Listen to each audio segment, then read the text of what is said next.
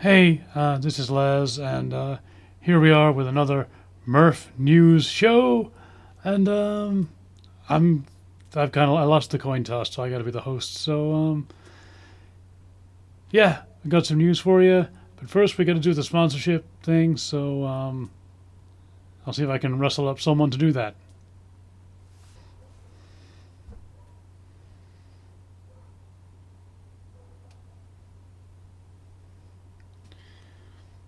The sponsors kind of want you to talk.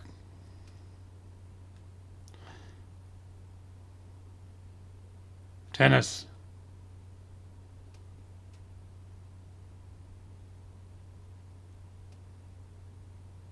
tennis. Say hello, tennis. Hello, tennis. Gets them every time. Anyway, this is Tennis the Menace Murphy here. And yes, I am here to talk about our wonderful sponsors at the wonderful Home for the LD Lee. They wonderfully sell wonderful laserdiscs, wonderful HD DVDs, and wonderful CDs. And if you wonderfully put in the wonderful code MURPH, you get 20% off of your order. And if you put in the code Tennis the Menace, I don't know, I might send you an autographed photo. No, I probably won't. That's a lie. But the Murph thing is true.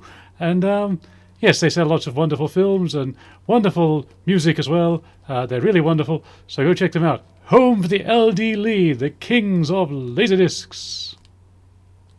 Okay, so there's some wrestling news to get out of the way because the Royal Rumble was today. So we're gonna have Hans come in and tell you all about that. Hey everybody, this is Hans Murphy from Modesto, California, and I'm here with the wrestling news. Today was the Royal Rumble, well, rather yesterday, really, but it's today as the time we're recording this. So, yeah. So this was a 4-hour show with only 4 matches, so that kind of sucks. At least 2 of them were Royal Rumble matches, so those are usually longer. But they could have fit another couple of matches in there easily. Usually, ever since the women's one started, I always thought that the women's match was usually the best one of the two. But this year it was the other way around. The women's match wasn't very good, but the men's one was decent. Not great. I wouldn't put it in my top 20 Royal Rumbles of all time. But, you know, it was fine. The women's one did have some good moments. I think the highlight for me was Chelsea Green nearly getting eliminated and standing on Alba Fire's back as she was crawling along the ground, so that way her feet didn't hit the ground and she didn't get eliminated. But she got eliminated later, and unfortunately it was Liv Morgan that won. She's a decent enough wrestler, but I don't know. I wouldn't have picked her, to be honest. After that was the Gunther versus AJ Styles match. If Gunther won, then AJ had to retire. So, big surprise, Gunther won, AJ's retired. This was an okay match, nothing special. Then it was Sami Zayn getting a title shot purely because they were in Saudi Arabia versus the champion Drew McIntyre.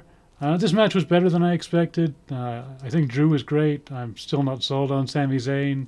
He's fine, but I just don't see him as a main event guy. To be honest, I don't even really see him as a mid-carder. He'd be a good utility player, I think. A good jobber, basically. But he did okay here, so maybe I was wrong. But I still don't think he's a main event guy, and it still wasn't that amazing of a match, but it was fine. And then the men's main event, Obafemi was kind of the highlight for this one. I still think his name sounds like a feminine hygiene product, but that's just me. Well, actually, no, it's me and several people that I know. But and a new guy came in called Royce Keys, which if you say it too fast sounds like you're talking about someone called Roy skiing. Royce Skis. I don't know what's up with the WWE and their naming, but they kind of suck at it. There was a few surprises in this one. A few people that came in that you weren't really expecting to see. A lot of fun from Mr. Iguana and Layeska, who apparently his Layeska actually translates to marijuana. So that's kind of funny that the WWE is selling a toy that's named after a drug that's not necessarily legal everywhere. So that's pretty cool. But it did drag on. Jey Uso did his stupid yeeting thing, and then roll it back so he can do more yeeting. Stupid thing was that he was standing up on the corner for a lot of that time, and someone could have just come up and pushed him out, and he would have been out of the match. He didn't win it anyway, so they may as well have done that. But Roman Reigns won because I guess nothing else would have been predictable enough, so they went with that. Javon Evans also put in an impressive performance, I forgot to mention. And yeah, I'm not going to rate each match separately because they're not really worth it. So we're just going to give the whole show. So yeah, that's the Royal Rumble. They also have a new video game coming out, but we won't be able to play it because it's not coming out on what they call last gen technology. It's only on the new consoles, and we got better things to spend money on than spending $600 on a new video game console. So we're just going to keep playing the old game. It's a good game anyway. So, and I've seen some footage of the new game. It looks pretty much exactly the same. So there's a few cool new modes in it. A few cool new match types that I would like to try, but no, I'm happy with the game we've got, so we're going to continue doing that. That's all from me, and now back to Les as he introduces whatever is next. See ya! So one piece of news that I guess we can talk about. Something we know, someone who doesn't appear on this show very often. She's kind of always off to the side. And, well, our good friend Simiana got a new tattoo this week. At Black Gambit Tattoo in Lynbrook, and I wanted to bring her on because it looks fucking amazing. So, Simi, can you just come in here and show us your tattoo?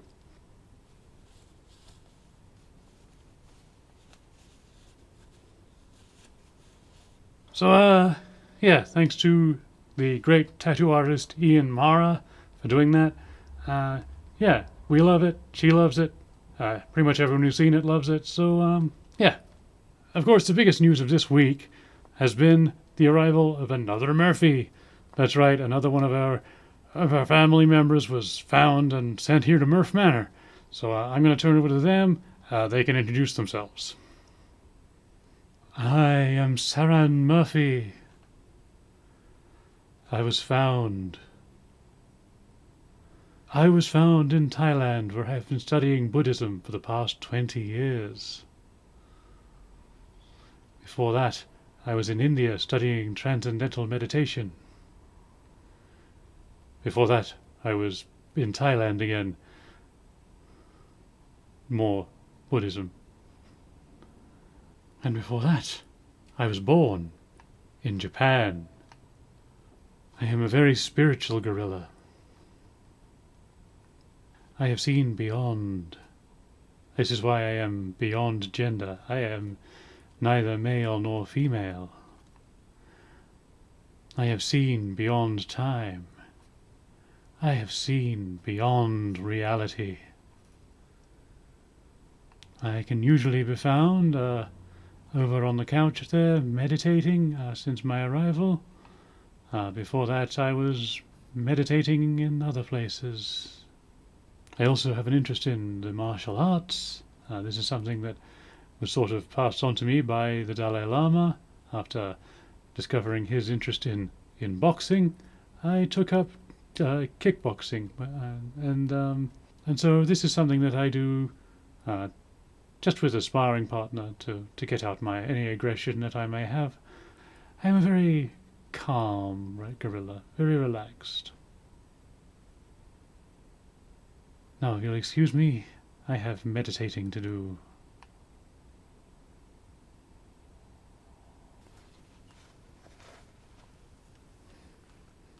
Saran, do you think maybe you could meditate somewhere else? You're kind of in the way of the camera. Sorry. So that's kind of the show for this week. We'll be back with some more Murphing for you next week. Don't forget Home for the LD Lee. Don't forget our website. Don't forget to like and comment and subscribe. And hey, Coach, we're just finishing up the episode. And hey, what's going on? We're just finishing an episode of the MurphNews. MurphNews! Oh, I haven't done anything. I didn't prepare any preparing Coachy's conspiracies for it this week. That's fine, Coach. You don't need to do it every show. You can take a rest if you want. Rest? What's that? No. I gotta do something. Hey. Okay. Okay. Coach is here, so he's gonna do something. This is Les signing off, and I'll leave you in Coach's capable hands. Hey, sorry I'm late. Sorry I'm late. Just we got to a light. I love a light. I love my light. I love you a lot. Yes, I do. You light up my life. Doo-be-doo-doo, doo-be-doo.